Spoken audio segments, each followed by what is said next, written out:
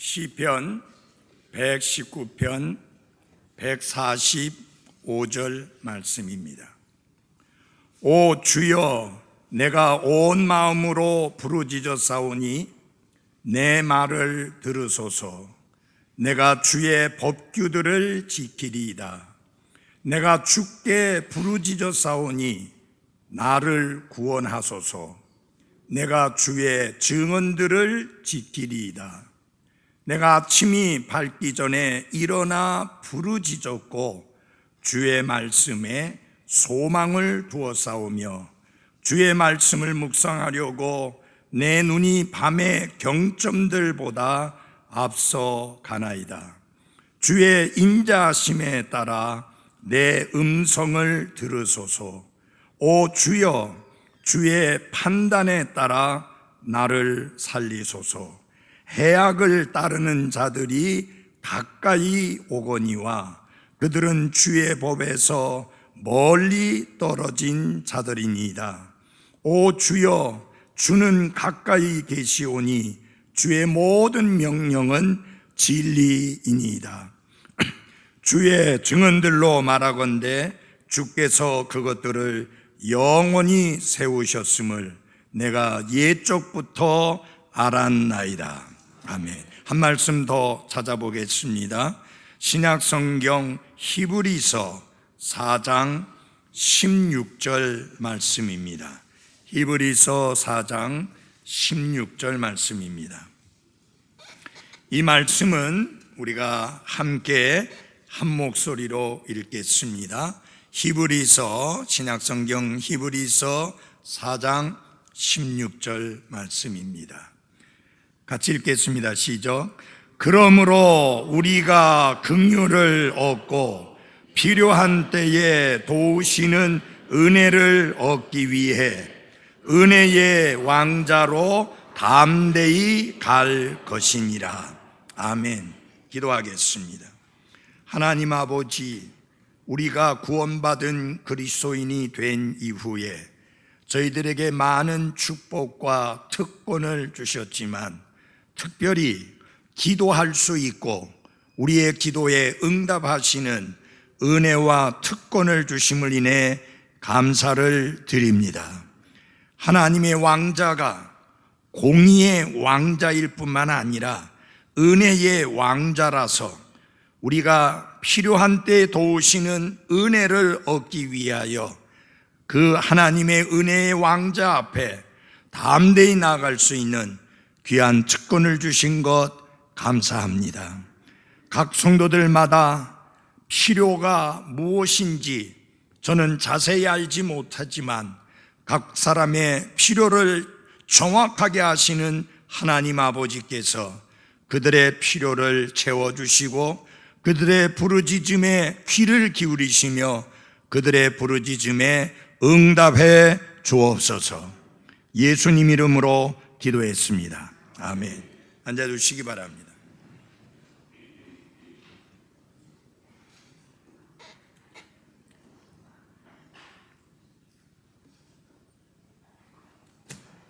시편 119편은 8절씩 이렇게 단락으로 나누어져서 있는 그런 특징을 가지고 있습니다.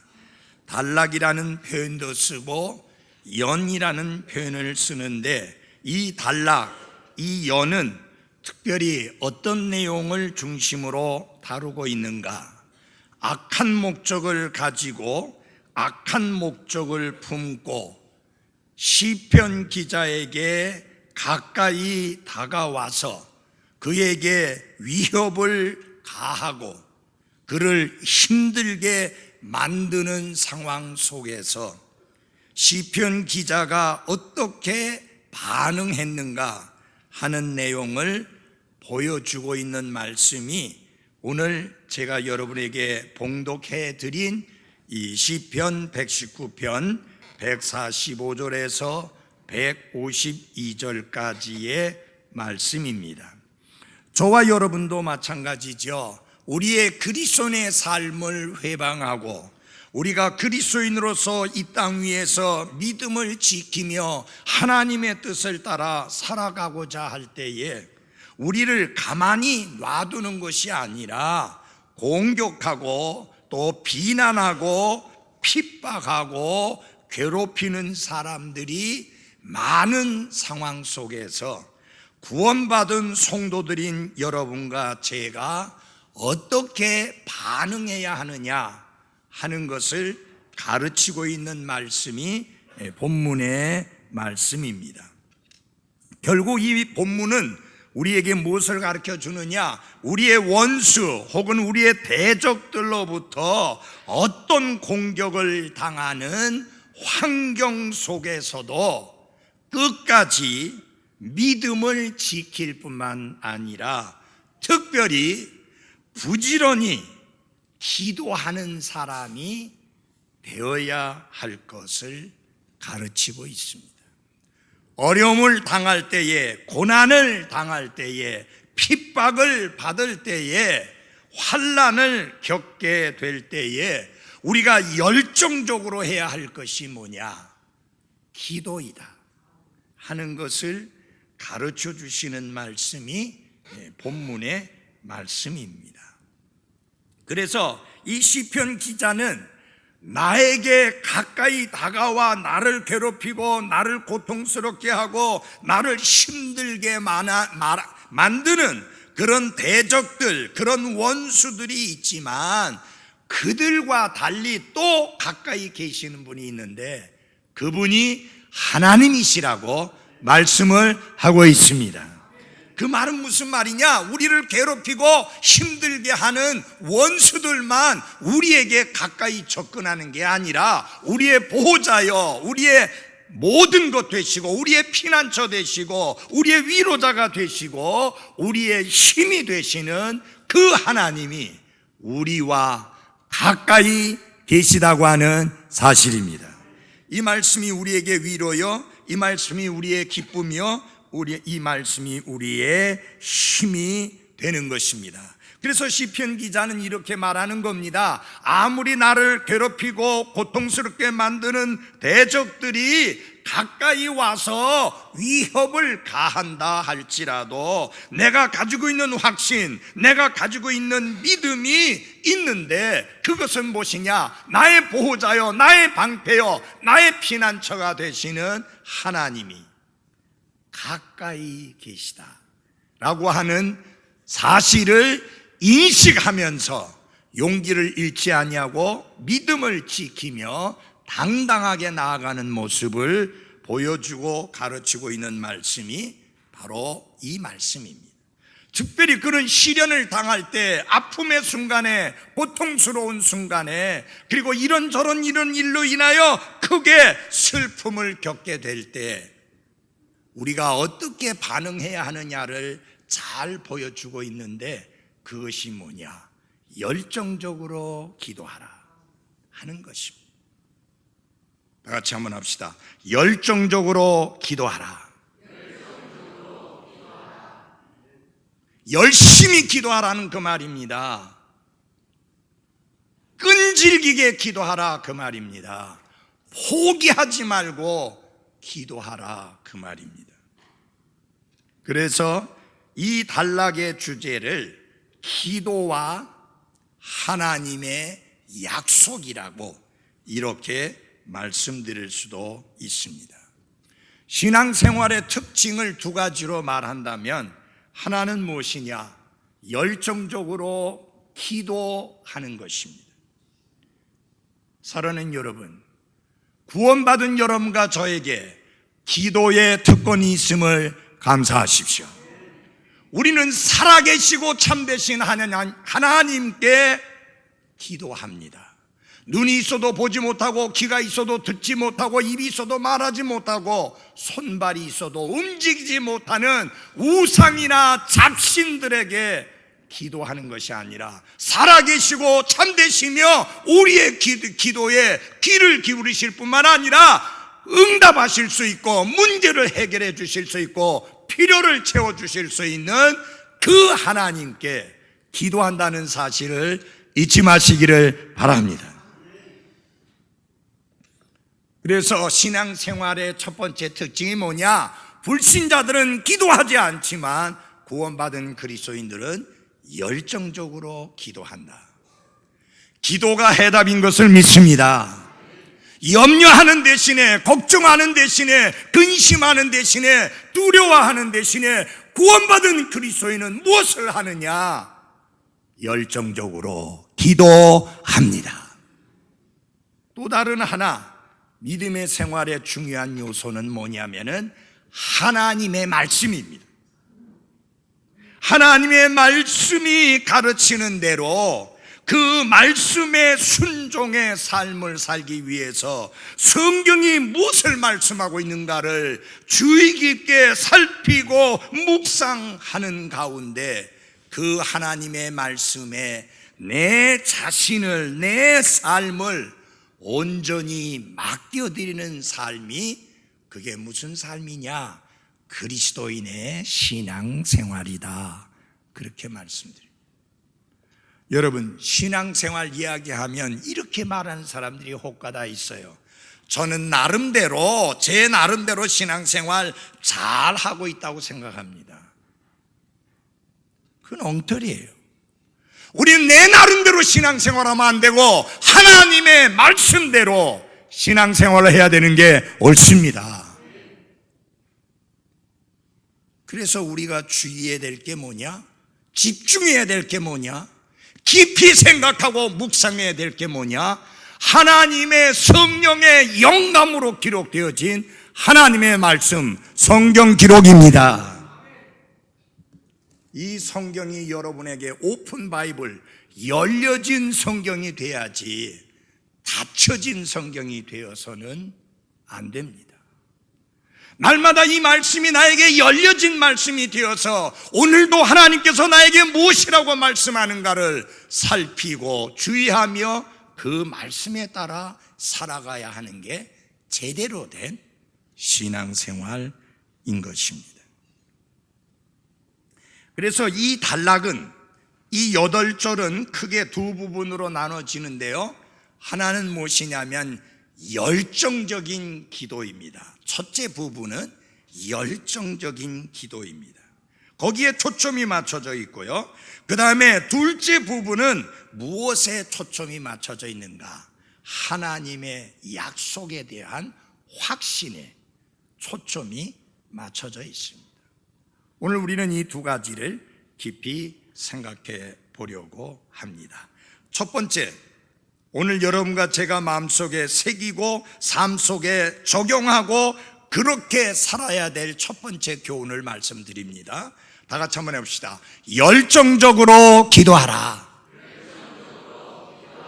우리가 이 사실을 본문에서 보게 되는데 첫 번째 세 절에서 어떤 말씀이 반복되고 있느냐면 내가 부르짖었다라는 말씀이, I cried, 내가 부르짖었다는 말씀이 첫 세 절에 계속 반복되고 있습니다. 우리 한번 그 말씀을 한번 찾아보시기 바랍니다. 1절을 보십시오. 145절 보십시오. 첫 번째 절, 오 주여 내가 온 마음으로 어떻게 해요? 부르짖어 싸우니. 거의 부르짖었다는 말씀이 나옵니다. 그 다음에 146절에 보면 내가 주께 뭐 했어요? 부르짖어 싸우니 또 나오고 있습니다. 그 다음에 147절에 내가 아침이 밝기 전에 일어나 뭐예요? 부르짖었다. 동이 터오는 그 순간에 일어나자마자 내가 하나님께 부르짖고 기도했다. 그래서 그가 얼마나 열정적으로 기도하는 사람인가 하는 것을 보여주고 있습니다. 자, 그래서 이 말씀을 통해서 열정적으로 기도하라고 하는 교훈 아래 몇 가지 구체적인 것을 말씀드립니다. 첫째, 우리는 하나님께 온 마음을 다해 부르짖어야 합니다. 그게 46절입니다. 146절입니다. 한번 보시겠습니다. 내가 주께 부르짖어 싸우니 나를 구원하소서. 내가 주의 증언들을 지키리이다. 괴롭고 고통스러운 일이 있을 때 하나님의 자녀가 아버지 하나님께 나아가 부르짖지 않는다면 어디로 가서 하소연할 것입니까? 우리가 부르는 찬양 중에 이런 찬양이 있습니다. 죄악에 물든 세상 살 동안 어디서 위로 받을까? 큰 유혹 환난 괴롭힐 때에 주 밖에 갈 곳이 있으랴. 그렇습니다. 큰 환난과 유혹이 여러분과 저를 괴롭힐 때에 우리의 혼이 피하여 쉴 곳은 한 곳밖에 없으니 주 하나님 한 분밖에 없습니다. 주 하나님은 끝까지 나를 지켜주시는 분이라고 성경은 말씀하고 있습니다. 그러므로 우리는 그 하나님께 온 마음을 다해 부르짖어야 합니다. 우리가 부르는 복음 찬송 중에 그런 찬송가 기억나시죠? 하나님은 너를 지키는 자, 낮의 해와 밤의 달이 너를 해치 못하네. 우리를 지켜주시고 우리를 보호해 주시고 우리를 돌봐주실 분은 주 하나님 한 분뿐입니다. 아픔이 있을 때, 슬픔이 있을 때, 고통이 있을 때, 필요가 있을 때 주 하나님께 가서 온 마음을 다해 부르짖어야 하는 것입니다. 그래서 환난 날에 하나님을 부르고 그분에게 모든 것을 맡겨야 될 것을 성경은 이렇게 가르쳐주고 있습니다. 예레미야 33장 3절에 보면 나를 부르라 그리하면 내가 내게 응답하고 내가 알지 못하는 크고 능력 있는 일들을 내게 보이리라. Call unto me, 내게 부르짖으라, 나를 부르라. 그러면 두 가지를 약속합니다. 내가 내게 응답하겠다. I will answer thee. 내가 너에게 응답하겠다. 그 다음에 또 하나 말씀합니다. And show thee. 놀랍고 능력 있는 일들을 내게 보이리라. 상상도 할 수 없는 놀랍고 큰 기적적인 역사가 나와 여러분의 삶에 일어나는 것을 보게 하시리라는 약속이십니다.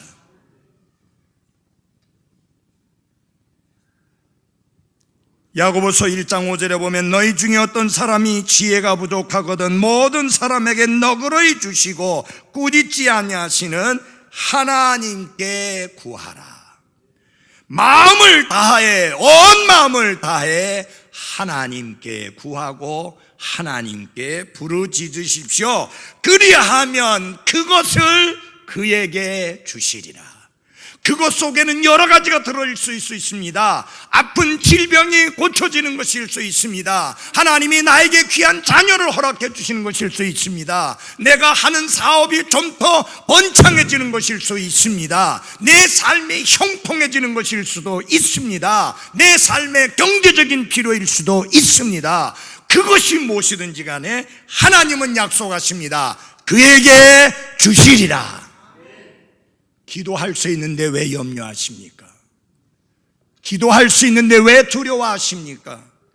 기도할 수 있는데 왜 근심하고 계십니까? 근심하는 시간에, 염려하는 시간에, 두려워하는 시간에 무릎을 꿇고 온 마음을 다해 하나님께 부르짖으시기를 바랍니다. 입술만으로 부르짖는 것은 그것이 전부라고 한다면 그 부르짖음은 헛된 수고가 될 수밖에 없습니다. 성경은 어떻게 부르짖으라고 그랬습니까? 온 마음으로 부르짖으라. 온 마음을 다해 부르짖으라 라는 말씀입니다. 여러분 잘 보십시오. 기도하면서 들어주실까? 기도하면서 하나님이 해결해 주실까? 기도하면서 응답해 주실까? 필요가 채워주실까? 이렇게 마음이 둘로 나뉘어져 있으면 안 되고 온 마음을 다해 하나님께 부르짖어야 하는 것입니다. 성경은 의심하는 것을 가리켜서 마음이 나뉘어지는 것으로 설명합니다. 119편 2절에 보면 그분의 증언들을 지키고 온 마음으로 그분을 찾는 자들은 복이 있다 그랬습니다. 여러분, 온 마음으로 부르짖고 온 마음으로 하나님을 찾고 온 마음을 다해 하나님께 간구하는 그 사람이 복이 있다 그랬습니다.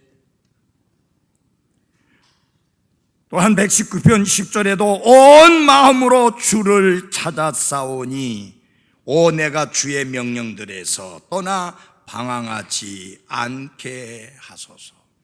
온 마음으로 하나님께 부르짖으라. 온 마음을 다해 하나님께 부르짖으라. 열정적으로 기도하되 온 마음을 다해 누구에게? 하나님께 부르짖으십시오.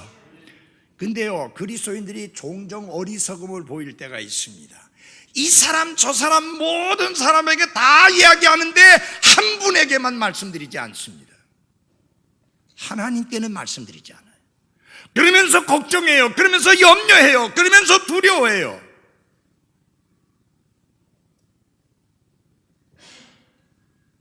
여러분, 그게 중요한 게 아니에요. 다른 사람에게 여러분의 문제를 말하는 것 중요하지만 중요한 거는 하나님께 여러분의 짐을 가지고 가서 그분 앞에 내려놓는 것이라는 것을 잊지 마십시오. 오래전에 저희가 시청에 가서 어떤 문제를 해결해야 될 일이 있었는데 그 시청에 가서 이제 그 시장 그 비서실로 먼저 갔어요. 그때 그 일을 해결하려고 하는 사람이 보기 좋게 해결이 안 됐어요. 그 다음에 다시 우리 저 이창희 부형님 백을 좀 통해서 들어갔어요, 제가. 그랬더니 담당자가 저에게 이야기하는 말이, 아니 목사님, 왜 이 일을 처리할 담당자를 놔두고 직접 관계 있는 사람을 놔두고 왜 쓸데없이 다른 데 많이 뛰어다니느냐. 제가 그 말이 지금도 수십 년이 지났는데도 남아있어요. 여러분, 담당자가 하나님이세요. 여러분의 걱정, 여러분의 염려, 여러분의 근심, 여러분의 두려움, 여러분의 필요의 해결 담당자가 하나님이라는 사실입니다. 근데 왜 그 하나님 놔두고 다른 데 그렇게 바쁘게 뛰어다녀요? 하나님 놀라운 약속 주시지 않았어요? 구하라! 그러면 너에게 주실 것이요. 그 다음에 중요한 게 있습니다. 이 말씀에 보면 긴급하고 절박한 가운데에서도 부르짖으라 라고 하는 겁니다. 147절 같이 보겠습니다. 147절 한번 같이 읽어보겠습니다. 시작. 내가 아침이 밝기 전에 일어나 부르짖었고 주의 말씀에 소망을 두었사오며. 이 아침이 밝기 전에라는 말은 동트기 전에, 그 다음에 부르짖다. 여러분, 이 두 단어 모두 다 어떤 의미를 가지고 있는 단어냐? 긴급하고 절박한 상황을 보여줍니다. 여러분, 모든 일이 순조롭게 돌아가는데 뭐 새벽부터 설치고 날뛰어야 될 필요 없잖아요. 이게 잠이 안 오는 거예요. 그래서 새벽부터 깰 만큼 긴급하고 절박한 상황이 생긴 거예요. 그냥 기도하는 정도가 아니라 부르짖어야 될 만큼, cry out 해야 될 만큼 절박한 상황이 생긴 거예요. 갑자기 습격을 당했을 때처럼 긴급하고 절박하게 도움이 필요로 하는 상황이 생긴 겁니다. 이럴 때 여러분, 우리가 어떻게 해야 된다고요? 하나님께 부르짖어야 합니다. 어떤 분들은요, 그 문제가 너무 가볍고 쉬워서 아이고 뭐 하나님 앞에 이렇게 하찮은 것까지도 기도하고 말씀드릴 필요가 있나, 그래서 기도 안 해요. 그 다음에 정말 긴박하고 각박한 상황 속에서 힘든 상황이 되면 그때는 또 어떻게 하는가? 제정신이 아니라서 또 기도 안 해요. 그래서 기도할 수 있는 기회가 전혀 없어요. 문제가 너무 쉬워서 기도 안 해요. 자기가 다 해결한다고. 자기가 해결할 수 없는 문제가 생기면 어떻게 하는가? 낙심하고 절망하면서 또 기도 안 해요. 이래저래 기도할 시간이 없어요. 이게 바로 잘못된 그리스도인의 생활의 아주 대표적인 모습입니다. 사랑하는 여러분, 너희의 모든 염려를 주께 맡겨버리라. 모든 속에는 작은 거, 큰 거, 심각한 거, 별거 아닌 거 다 들어있습니다. 우리는 한 가지 선택밖에 없습니다. 하나님께 부르짖고 하나님께 기도하는 것입니다. 어떤 상황에 처하더라도. 그래서 예수님께서 기도에 대하여 가르치면서 이렇게 가르쳤습니다. 항상 기도하고 낙심하지 말아야. 여러분 보십시오. 뒤에 낙심이라는 단어가 나오잖아요. 낙심하고 싶지 않으면 앞에 거 해야 돼요.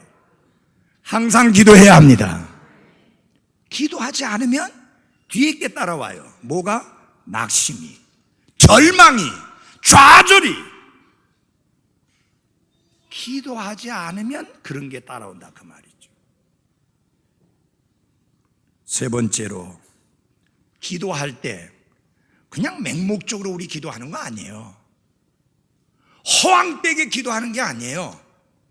확실하게 우리가 붙드는 게 있어서 그걸 붙들고 기도하는 거예요.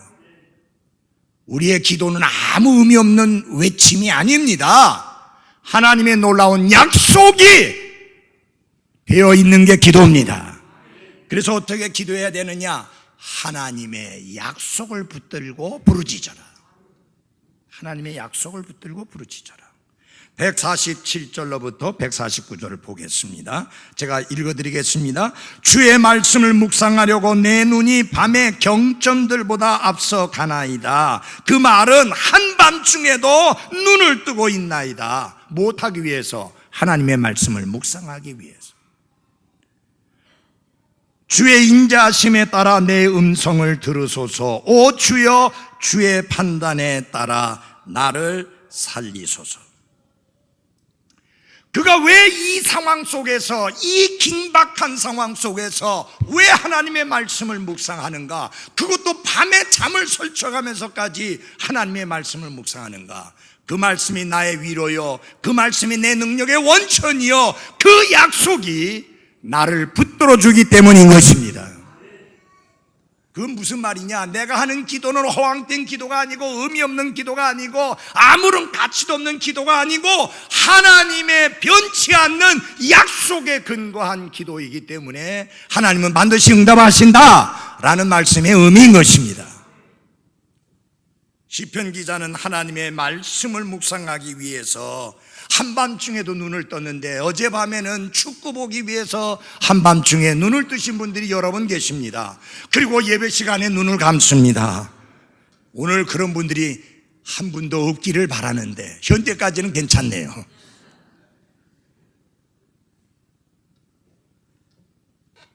시편 기자는 정말 말씀을 사랑하는 사람이었습니다.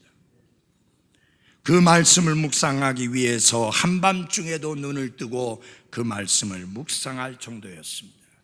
여러분, 우리가 기도할 때에 그 기도가 하나님의 약속에 근거한 기도여야지, 그저 내 주관적인 욕심을 채우기 위한 그런 하소연이 되어서는 안 됩니다.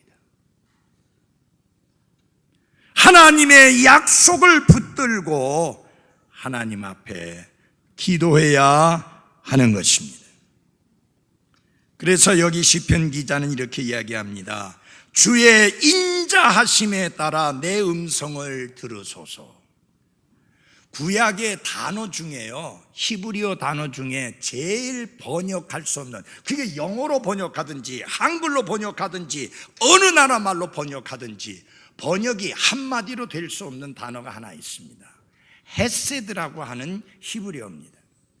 이게 여기 인자하심이라고 말을 했는데 그거는 헤세드라는 단어의 일부분일 뿐입니다. 우리나라 말로도 영어로도 옮길 재간이 없는 단어 중에 하나입니다. 이 헤세드라고 하는 말에는 어떤 의미가 있느냐? 하나님의 성실하심이 들어있는 거예요. 그리고 하나님의 언약은 성실하다. 그 성실하신 사랑으로 나를 사랑하고 나에게 친절을 베푸시는 게 헤세드예요. 그리고 이게 뭐 여러 가지가 하나님의 신실하심, 하나님의 사랑, 하나님의 베푸심의 친절, 이걸 몽땅 담고 있는 게 헤세드인데 이걸 어떻게 한마디 단어로 옮기겠어요? 영어도 이거는 도리가 없어요. 그 인자하심에 따라 내 음성을 들으소서. 하나님은 신실하신 하나님입니다. 그 신실함에 따라 내 음성을 들어주시고 응답해 주소서. 하나님은 친절하신 분이십니다. 그 친절하심에 따라 내 기도에 응답해 주소서. 하나님의 사랑은 한결같은 사랑이십니다. 그 사랑에 근거해서 내 기도를 들어주소서. 이렇게 복합적인 의미가 들어가 있는 게 헤세드라고 하는 이 히브리어 단어입니다. 그런데요, 여기에서 여러분 주의 깊게 보셔야 될 것은 뭐냐면 그는 자신의 욕망을 채워달라고 기도하는 게 아니라 하나님께 모든 걸 맡기고 하나님의 약속을 붙들고 기도하는 것입니다. 여러분, 우리가 왜 담대하게 기도할 수 있어요? 하나님의 약속 때문입니다.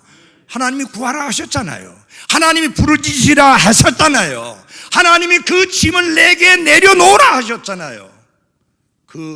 그렇게 하면 하나님이 그냥 그렇게 명령만 하신 게 아니라 또한 약속을 해주셨잖아요. 내 모든 염려를 다 주께 맡겨버리라. 이는 그분이 너를 돌보시기 때문이니라. He cares. 그분이 돌보신다.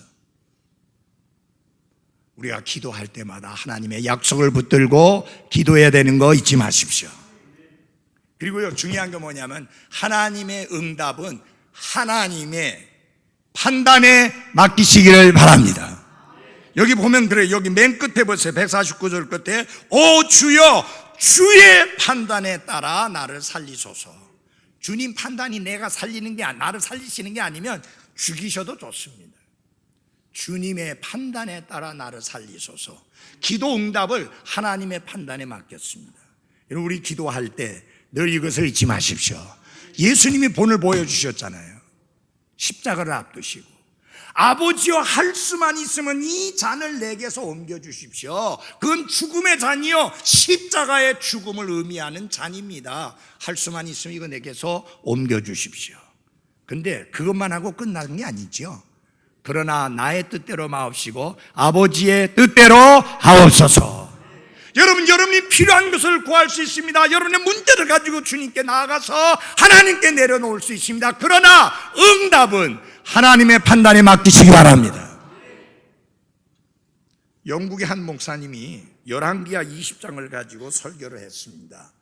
그 내용은 뭐냐면 히스기야 왕이 중병에 걸려서 이사야 대언자를 하나님이 보내셔가지고 야 히스기야야 너 이제 죽는다. 그래서 너 왕자리에서 내려와야 된다. 그 말을 전하라고 그랬습니다. 여러분, 왜 이렇게 힘든 일은 꼭 대언자들이나 목사에게 시킬까요? 여러분 생각해 보십시오. 여러분 상상이 됩니까? 왕에게 찾아가는 것도 부담스러운 일인데 왕에게 찾아가서 하나님 말씀하시기를, 그것도 하나님의 말씀입니다.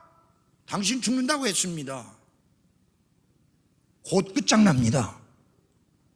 그 말을 전하고 나오는 이사야 얼마나 힘들겠습니까? 여러분 못된 왕 같으면 어떻게 할까요? 저놈 잡아! 저거 당장 처형시켜.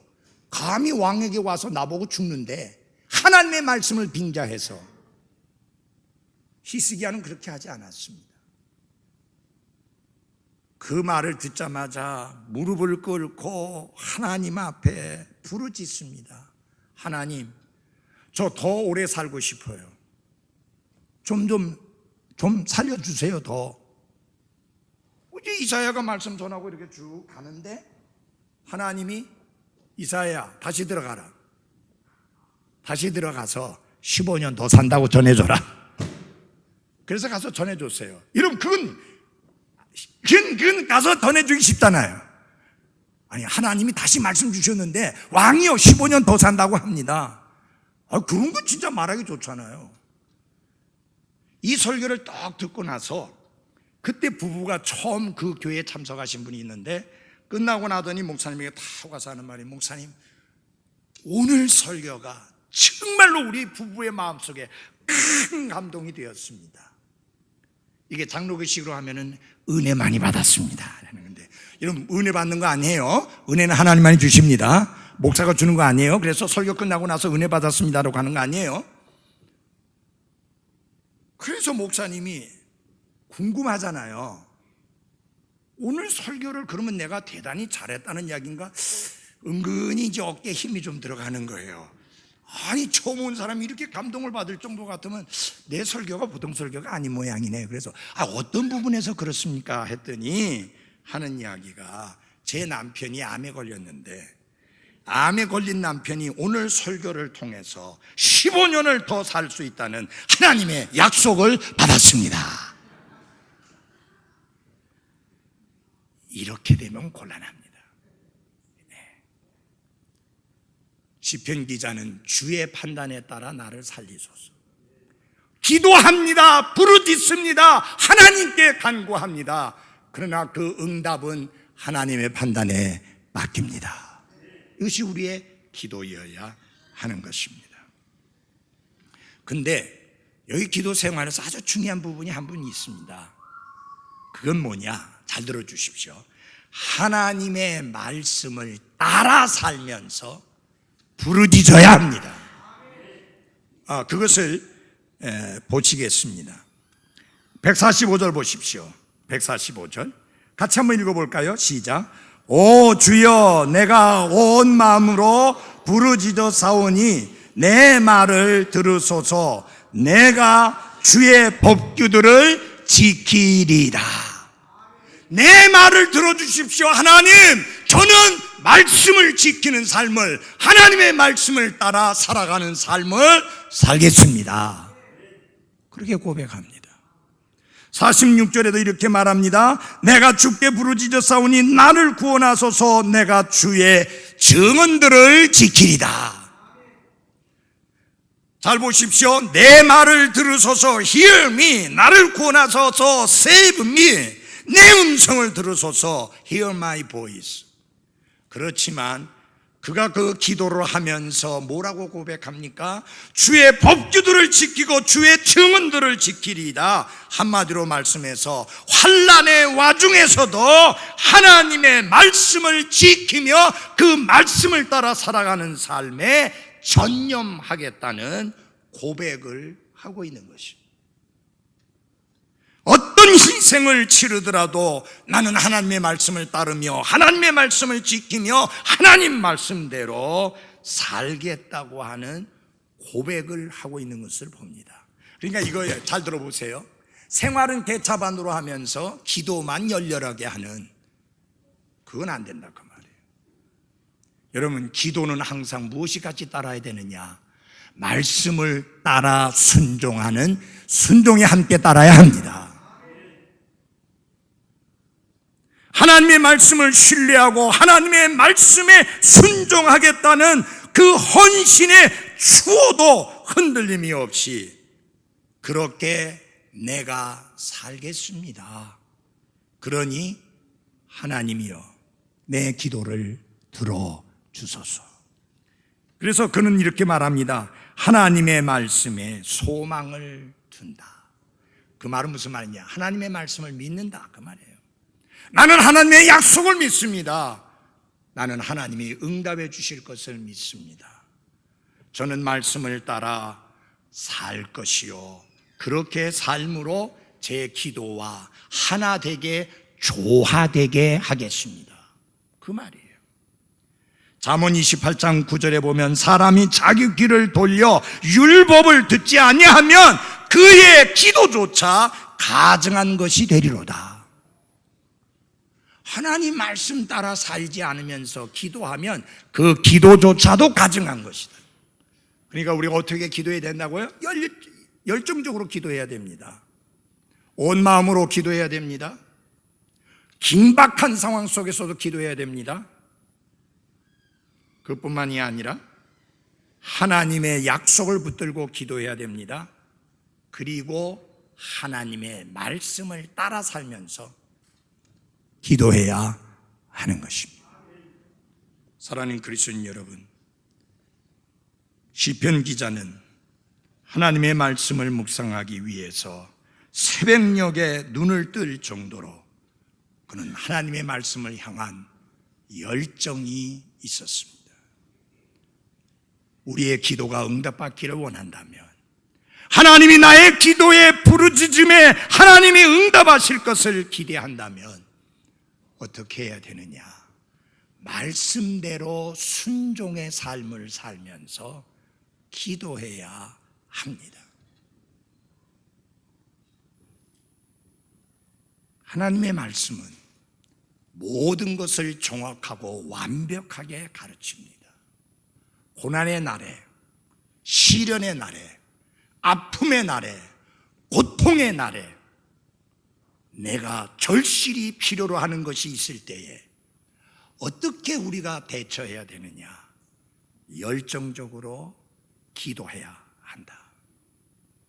그 열정적인 기도 속에는 그저 입으로만 떠들어대는 게 아니라 온 마음을 다해 기도해야 합니다. 한 사람이 기도합니다. 그리고 그 다음날 아침에 나와서 보더니 내 그럴 줄 알았어.